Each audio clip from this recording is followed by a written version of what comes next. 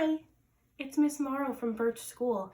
I miss you all so much, but I hope that you're enjoying time with your family and relaxing and staying healthy. I'm here today to share one of my absolute favorite books with you.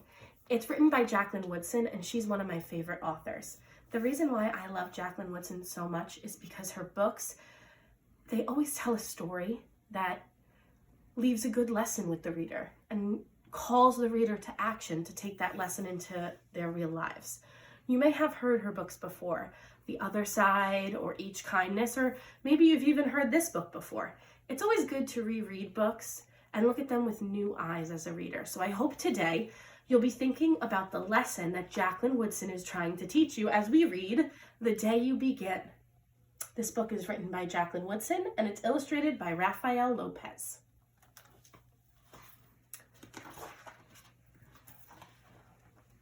There will be times when you walk into a room and no one there is quite like you.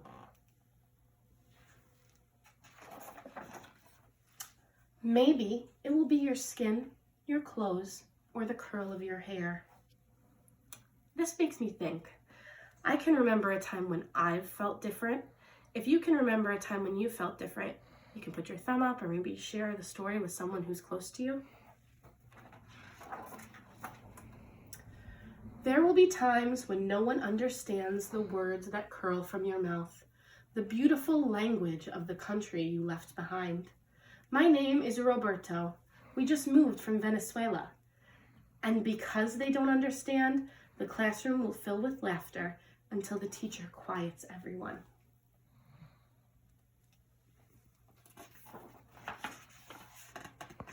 Roberto from Venezuela, your teacher says, so soft and beautifully that your name and homeland sound like flowers blooming the first bright notes of a song. The way that someone says your name can really change the way you think of it. That's important to remember, especially since we're in classes all the time with people who have names that are very different from our own. There will be times when the words don't come. Your own voice, once huge, now smaller. When the teacher asks, "What did you do last summer? Tell the class your story." "We went to France," Shayla says. "These shells come from a beach in Maine." A boy named Jonathan holds out a jar filled with tiny shells so fragile they look like they'll turn to dust in your untraveled hands. "My family went to India, Spain, South Carolina." Each souvenir, a small triumph of a journey, their travels going on and on. When I look at our main character in this picture, it looks like she's feeling sort of left out. Even when we share experiences that are special to us and maybe other people have similar ones, it can make others feel left out. That's something we don't think about all the time. And so you stand in the front of that room. You can only remember how the heat waved as it lifted off the curb, and your days spent at home caring for your little sister, who made you laugh out loud and hugged you hard at nap time. You can only remember the books you kept on reading long after she had fallen to sleep. And in that room, where no one else is quite like you, you'll look down at your own empty hands and wonder, what good is this when other students were flying and sailing and going somewhere?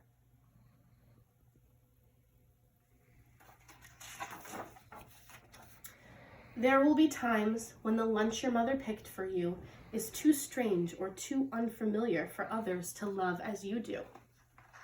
I'm also noticing how other characters are responding to things that are different. Sometimes when something is new to us, we might respond in a way that's maybe not so nice. And how we respond can really affect other people's feelings. When even your own friend Nadia will wrinkle her nose and say, "What's in there anyway?" And you'll wonder how she doesn't see the rice beneath the meat and kimchi. You'll wonder why she doesn't remember that rice is the most popular food in the world.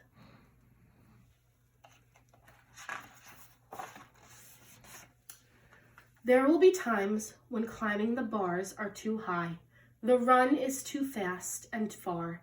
The game isn't one you can ever really play. I don't want him on our team. You can watch. Maybe you can have a turn later.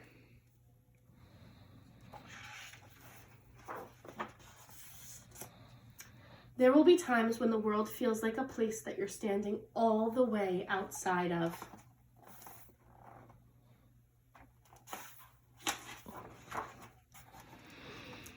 And that all that stands beside you is your own brave self, steady as steel and ready, even though you don't know yet what you're ready for.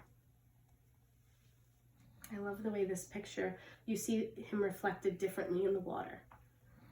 I wonder what that could mean.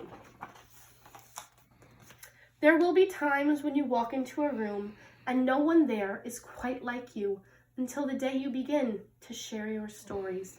My name is Angelina, and I spent my whole summer with my little sister, you tell the class, your voice stronger than it was a minute ago. Reading books and telling stories, and even though we were right on our block, it felt like we got to go everywhere. I'm noticing a change in the main character, and I wonder what could have brought about that change. I wonder what made her feel comfortable enough to share her story. What do you think? Your name is like my sister's, Roberto says. Her name is Angelina too. And all at once, in a room where no one else is quite like you, the world opens itself up a little wider to make some space for you. That puts an image in my mind. I told you, Jacqueline Woodson writes like that, with these images that stick with you. And I'm almost imagining this small room opening wider to welcome Angelina in as she shares her story and finds a connection with someone in her class. This is the day you begin to find the places inside your laughter and your lunches, your books, your travel, and your stories, where every new friend has something a little like you and something else so fabulously not quite like you at all. And this last page is my favorite because you see how sharing their differences has really brought these friends together.